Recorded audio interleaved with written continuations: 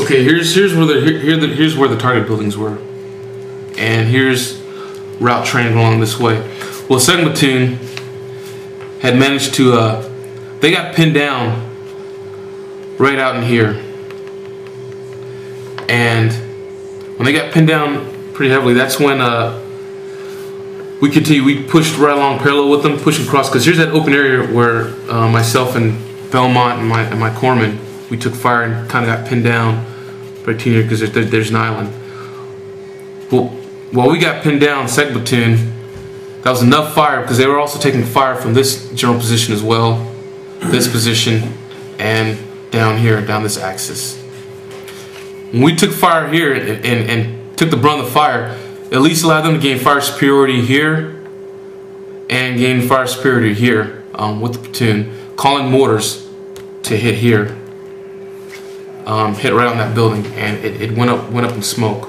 Well, the fire ceased here, so we were able to continue to maintain fire suppression here, continue to maintain fire here, which gave us enough oomph or enough clearance to push through the MSR, literally going from house to house, shooting move from house to house. Now, we fired up in here, and as we got closer, we took a few more shots from buildings along in here, and we did fire back. The battalion was still working on sweeping through.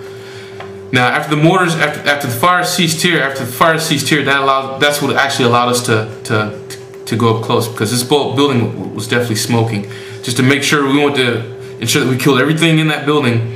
That's when Lieutenant Fleming said, "Hey, I'm gonna put two small HE rounds in there, and I'm gonna put two AT4 rounds in there." And that's exactly what they did. I stayed close into this building here where I could get eyes on.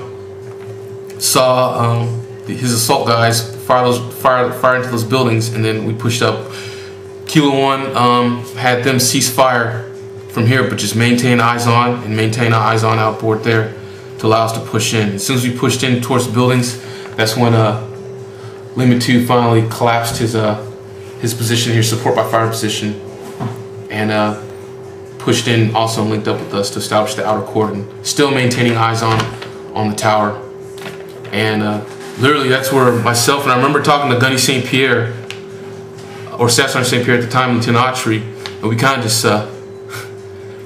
smiled because we were happy to see each other. We're like, wow, that was pretty interesting. And we continued to sweep through this complex, rounded up any casualties, and to our advantage, we put so much overwhelming firepower into this small complex here, keeping our fires oriented south, that some of the local innocent civilians actually gave up some of the some viable intel on where some of the insurgents were hiding out. So essentially, the locals there, the fence sitters, dimed out some of the insurgents. So we picked up 5 guys, 5 insurgents, and brought them back with us.